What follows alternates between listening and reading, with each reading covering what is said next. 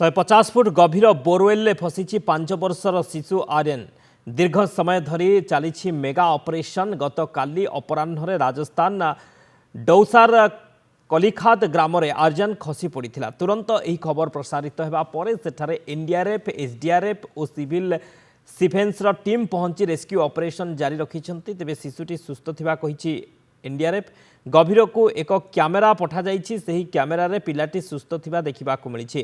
कौनसी प्रकार शिशु को उद्धार लगी चली प्रयास। घटनास्थल में 7टी जेसीबी एलएनटी मेसीन नियोजित होइछि। तेबे नलकूप भितर 10 फुट पानी थिबा जणा जाइछि।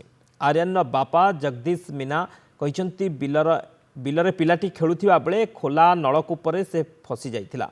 3 वर्ष तले बोरवेलटी को खोला जाइथिला। भगवान से ये है कि जल्दी से जल्दी तो बच्चा निकलना चाहिए। तो सभी लोग बाग चाहिए वहाँ पर दुखी जा रहे हैं तो घर पे पहुँचे अपने अपने। हमारी यही प्रार्थना है कि जल्दी से जल्दी हमारा काम होना चाहिए और थोड़ी शांति मिला हमको। हम सभी ये प्रार्थना कर रहे हैं कि बच्चा जल्दी से जल्दी उस बोर में से निकल रहे और इसको 24 घंटे से ज़्यादा हो चुके हैं और प्रशासन भी बहुत कार्रवाई कर रही है, लेकिन अभी तक बच्चा बाहर नहीं निकला है।